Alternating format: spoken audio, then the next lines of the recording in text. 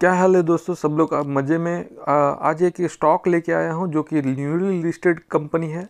अगर स्टॉक की बात करें तो इरेडा है। तो अगर इरेडा किसी को समझ में नहीं आया तो यहाँ पे देख सकते हैं, जो नाम है Indian renewable energy dev agency limited, जो कि एक रिसेंटली लिस्टेड कंपनी है जो आईपीओ से आई थी और बहुत ही बेहतरीन धूम मचा दिया था। रिसेंटली नवंबर में शायद तक इसकी लिस्टिंग थी लगभग, तो थोड़ा देख लेते। आप देख सकते हैं ये 1 दिसंबर को लिस्टिंग होती है। जो लिस्टिंग का वैल्यू आता है 62.75, जबकि आईपीओ प्राइस रखा गया तो 35 का रखा हो गया था शायद तक। मुझे एग्जैक्टली याद नहीं है, 35 के आसपास रखा गया था, बट इसके डबल के आसपास ये लिस्टिंग होती है जो कि 62। और वहाँ से भी ये लगभग बहुत ही बढ़िया तरीके से भाग जाता है, जबकि ऑल टाइम हाई के साथ देखें तो 74.50% इसने ऑलरेडी रिटर्न दे दिया है 1 महीने के अंदर। जबकि ओवरऑल देखे जाए 35 से लेके अभी तक देखे तो इसने लगभग 300 गुना रिटर्न दे चुका है अपने इन्वेस्टर्स को, अगर उन्होंने आईपीओ प्राइस से पकड़ के रखा है तो। बहुत ही बढ़िया कंपनी है। तो इस कंपनी को हम लोग थोड़ा डिटेल में डिस्कस करेंगे अभी। तो यहाँ पे देख सकते हैं कि अभी फ़िलहाल ये 300%, जिसी को अगर आईपीओ में लगा है तो ये 300% का अब तक का रिटर्न दे चुका है। अगर मार्केट कैप की बात करें तो लगभग 29-29.5 करोड़ का मार्केट कैप है, जो कि एक छोटी कंपनी है अभी भी। और इसका पी अगर देखें तो 24.14 का पी है। तो फिलहाल तो ये अगर पी कंपैरिजन में रिन्यूएबल सेक्टर्स में कंपेयर करें तो ये थोड़ी महंगी हो गई है, बट फिर भी देखेंगे कि कैसे ये महंगी है या सस्ती है। तो सबसे पहले देख लेते हैं कि ये कंपनी बनी कब थी। तो यहाँ पे देख सकते हैं इनकॉर्पोरेटेड इन मार्च 1987। तो बहुत ही पुरानी कंपनी है। हालांकि ये ऐसा तो नहीं कि नई लिस्टेड कंपनी है, बट ये बहुत ही पुरानी, तो जानी मानी प्लेयर्स रहेंगी। लिस्ट अभी हुआ है, बट पुराने बोल सकते हैं कि पुराने चावल है ये। तो जिस हिसाब से जो इसके जो फंडामेंटल्स या कह सकते हैं कि जो इसके क्लाइंट्स रहेंगे वो भी अच्छे खासे रहेंगे, जो क्योंकि बहुत लंबे टाइम से ये कंपनी मार्केट में अवेलेबल है। लिस्टिंग खाली अभी हो रही है, जिसके कारण हमें पता अभी चल रहा है, बट मार्केट में ये कंपनी बहुत पुरानी है, पर इतना तो क्लियर है। तो ये काम क्या करती है अगर देखें तो यहाँ पे the government enterprise is in the business of promoting, developing and extending financial assistance for new and renewable project. Promoting मतलब किसी को प्रमोट कर रहे, किसी का एडवर्टाइज कर रहे, डेवलप कर रहे, उसको बना रहे हैं, और फाइनेंशियल पैसे दे रहे हैं। किसके लिए? रिन्यूएबल एनर्जी प्रोजेक्ट्स के लिए। जो प्रोजेक्ट्स हो रहे हैं, जो रिन्यूएबल एनर्जी मतलब सोलार बोलिए, विंड बोलिए, उसको प्रमोट कर रहे हो, उसको बैनर लगा के प्रमोट करना कहीं और, उसको डेवलप करके बनाना, और सारा जो पैसा खर्चा है वो उनका ही सप्लाई करना, ये इनका काम है। तो बेसिकली आप अगर बोलोगे कि मेरे को एक प्रोजेक्ट ऐसा बना के दो जो कि सोलर पावर का प्रोजेक्ट रहेगा और मेरे को इतना पावर जनरेट करना है, तो ये सारा काम करके देंगे आपको। तो इन शॉर्ट बनाने से लेके सब कुछ तक ये आपको करके दे सकते, बट इन ज़मीन या एरिया आपका रहेगा, ये पूरा सब कुछ बना के दे सकते हैं। साथ में अगर बोले तो ये इक्विपमेंट्स मैन्युफैक्चरिंग और ट्रांसमिशन चीज़ें भी सप्लाई करती है। तो इन शॉर्ट ये पूरा एक ऐसा मार्केट हो गया है जिसमें रिन्यूएबल एनर्जी का सब कुछ आपको सामान भी मिल जाएगा, आइडिया भी मिल जाएगा, मशीनरीज भी मिल जाएंगे। रिन्यूएबल एनर्जी का पूरा एक शॉपिंग मॉल जैसा बन चुका है ये एक सिंगल रिन्यूएबल IREDA लिमिटेड। तो देख सकते हैं IREDA has finance project across multiples RE sectors such as solar power, wind power, hydro power, transmission, biomass including biogas and industrial cogeneration. तो इसका मतलब ये है कि इसने फाइनेंस किया हुआ है ऑलरेडी सोलर पावर में, विंड पावर में, हाइड्रो पावर में, ट्रांसमिशन मतलब एक तरीके के एनर्जी को दूसरे तरीके के एनर्जीज में कन्वर्ट करने में, biomass including baggage and industries को जनरेशन, वेस्ट टू एनर्जी मतलब कचरे को एनर्जी में तब्दील करना, इथेनॉल को कंप्रेस करके बायोगैस बनाना, हाइब्रिड करना, 2 तरीके की चीज़ों से एनर्जी जनरेट कर सकता है। बहुत ही अलग अलग तरीके के रिन्यूएबल एनर्जी है, अलग अलग तरीके की उन्होंने प्रकार खोज निकाले है, उसके मशीनरीज रखे हैं, उसके ट्रांसमिशन इक्विपमेंट्स रखे हुए और सब फाइनेंस भी करते हैं। तो देख सकते हैं कि इसमें वास्ट रेंज ऑफ प्रोजेक्ट्स है। अगर लोन या डेप्थ की बात करें तो देख सकते हैं ये कंपनी पे 47,000 करोड़ का लोन अभी के करंट सीनेरियो में चल रहा है। ये सितंबर 2023 तक था। तो क्या ये घबराने वाली बात है? तो घबराने वाली बात तो बिल्कुल नहीं है। क्यों नहीं है, इसका कंपैरिजन में मैं आपको करके बताऊंगा।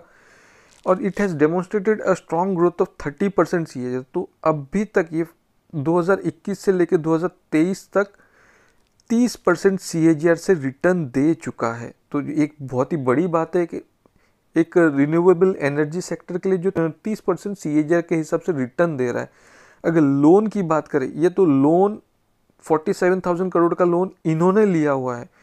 ये लोन में से इन्होंने लोन कितने को दिया हुआ है यहाँ पे देख सकते हैं कि 11,000 करोड़ का लोन लगभग 2021 में था, वो बढ़ के 32,000 करोड़ का लोन हो चुका है 2023 में।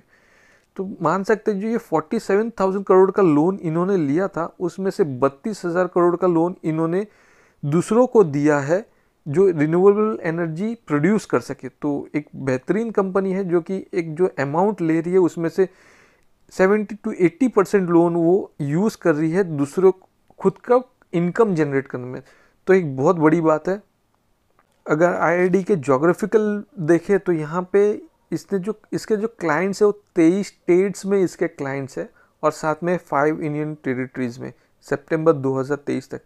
तो इन शॉर्ट अगर बोले तो ऑल ओवर इंडिया इसके क्लाइंट्स अवेलेबल है। तो एक बड़ी बात है, क्योंकि ये छोटी कंपनी अभी बनी नहीं है, क्योंकि कंपनी ऑलरेडी 1987 में बनी हुई थी। तभी से लेके अभी तक तो हम लोग इतना तो एक्सपेक्ट कर ही सकते हैं कि ये इसका जो प्रेजेंस है ऑल ओवर इंडिया रहेगा। यहाँ पे ICRA का जो रेटिंग है वो भी बहुत ही बढ़िया रेटिंग देखने मिली है, AAA की। तो AAA के बाद AA+ आएगा, हो सकता है इसमें भी चले जाए कुछ दिन बाद, बट AAA की रेटिंग बहुत ही बढ़िया रेटिंग मानी जाती है। ये तो हो गई इसके डिटेल्स की बात कि कंपनी करती क्या है, ये सारी डिटेल्स हम लोग ने देख लिए।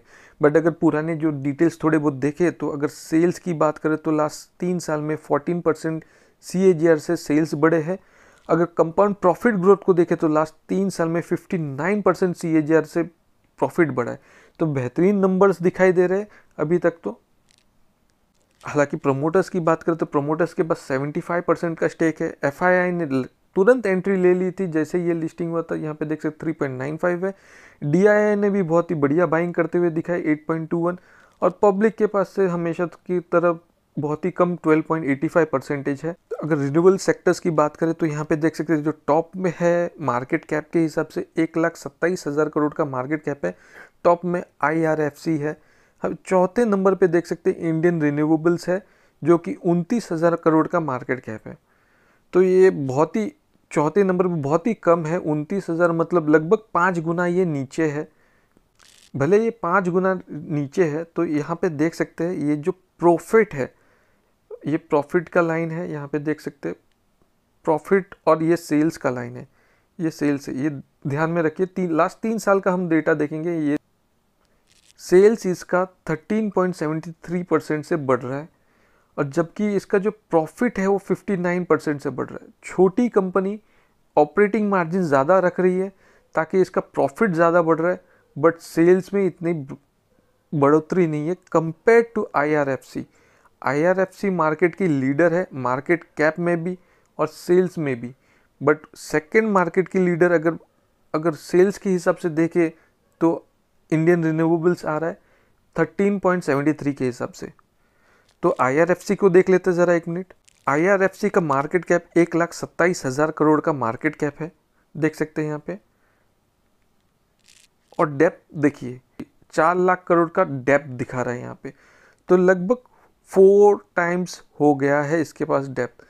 तो ये 4 लाख जो है, 4 लाख डेप्थ है। अगर मार्केट कैप की बात करें तो 1 लाख का मार्केट कैप है और डेप्थ इसका 4 है। 1:4 के रेशियो में इसका डेप्थ है। हालांकि ये लोन बुक दे रहे, हम लोग उस पर ध्यान नहीं दे रहे, हम IREDA को देखते हैं।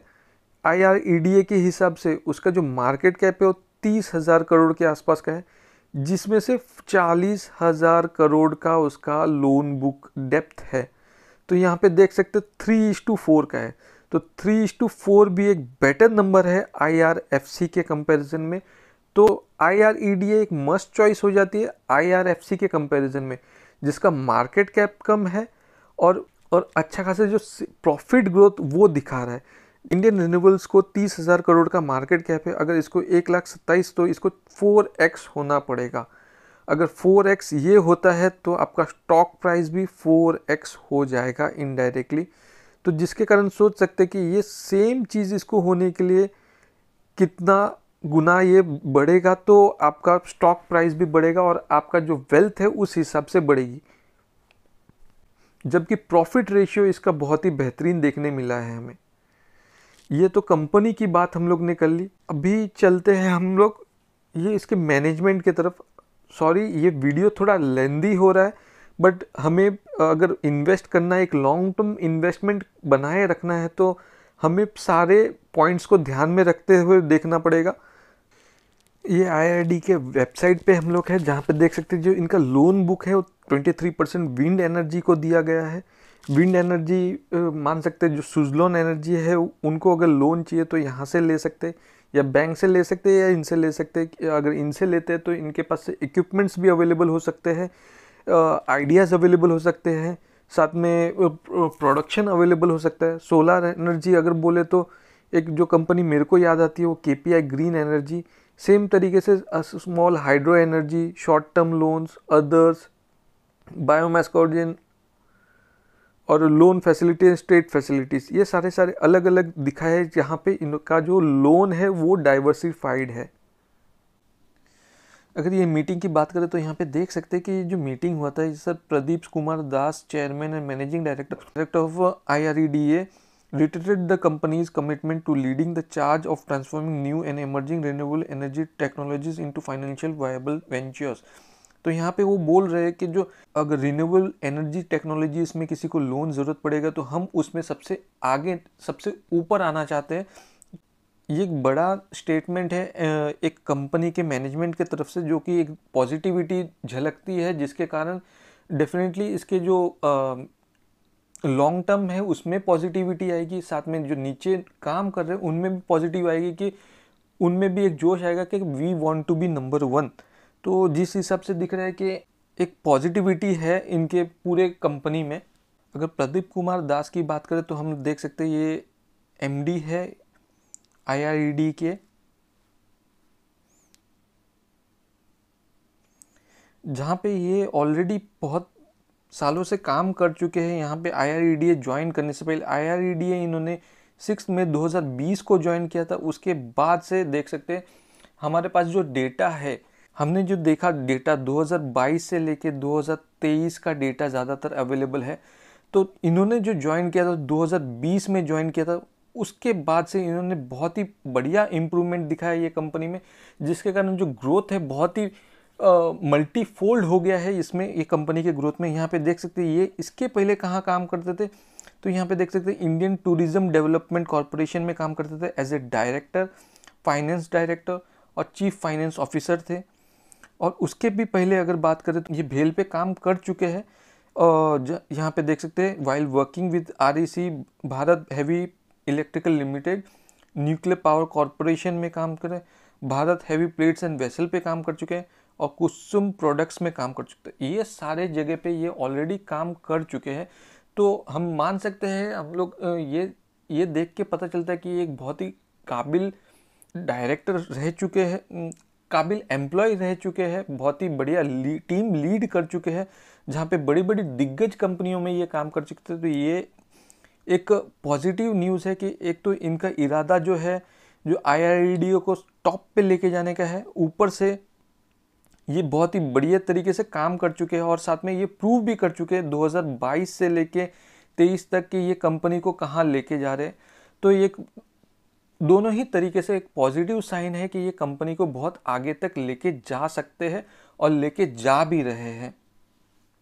तो फिलहाल अभी हम लोग ने पूरा IREDA को एनालाइज किया कि इसमें कितनी क्षमता है, इनके जो मैनेजमेंट है उसमें कितनी क्षमता है कि ये कितने ऊपर तक लेके जा सकते हैं।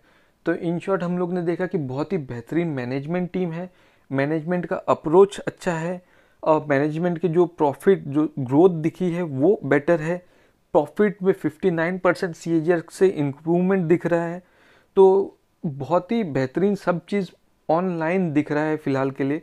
तो और क्या हो सकता है अभी आगे जाके, इसका फ्यूचर क्या है? कंपनी तो बराबर दिख रही है बट ये जो फील्ड है उसका फ्यूचर क्या है? तो उस हिसाब से अगर देखें तो यहाँ पे देख सकते हैं कि एक न्यूज़ आती है क्रिजिल एनालिसिस की तरफ से, जहाँ पे बोल रहे हैं कि India powering ahead on renewable energy target.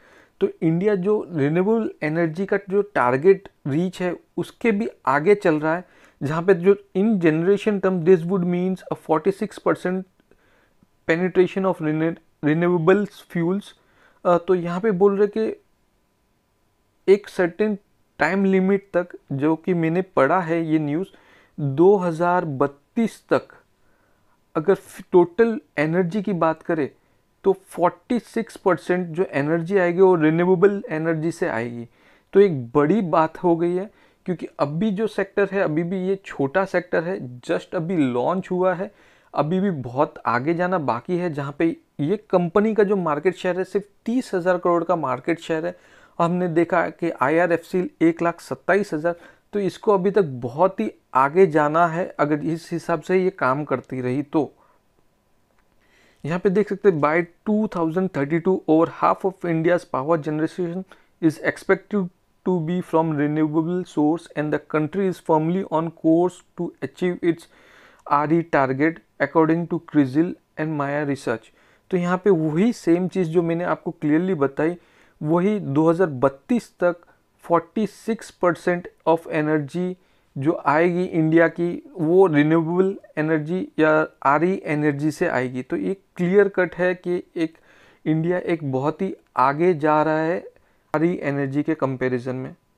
यहाँ पे अगर पावर जनरेशन की बात करें तो अभी करंटली जो पावर जनरेट हो रहा है वो 172 गीगावाट्स हो रहा है, जो कि 550 गीगावाट्स तक जा सकता है बाय 2031-32। तो क्या इस ये अगर IREDA अगर बढ़ रहा है तो उसके साथ और कौन सा स्टॉक्स बढ़ सकता है? तो इस हिसाब से अगर देखें तो सोलर, यहाँ पे देख सकते हैं solar will account for the lion shares in re install base 272-290 gigawatt.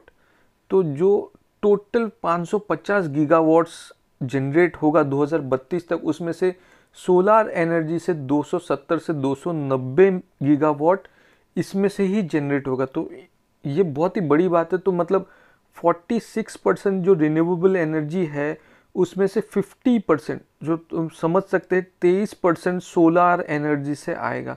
तो सोलार सेक्टर्स एक बूम करने वाला सेक्टर है, ये क्लियर इंडिकेशन फिर से इसमें से ही आ रहा है। सोलार सेक्टर्स में जो सोलार सेक्टर्स का जो मैं जो एक स्टॉक ट्रैक करता हूँ KPI ग्रीन एनर्जी। आप कोई और ट्रैक करते रहेंगे तो वो अलग बात है। सब अलग अलग ट्रैक करते रहेंगे, अलग अलग स्टॉक्स ट्रैक, तो उस हिसाब से जो सोलर एनर्जी है उसको भी बूस्ट मिलेगा। अगेन देख सकते हैं जो विंड एनर्जी है वो जनरेट करेगा 120 से लेके 140 गीगावाट।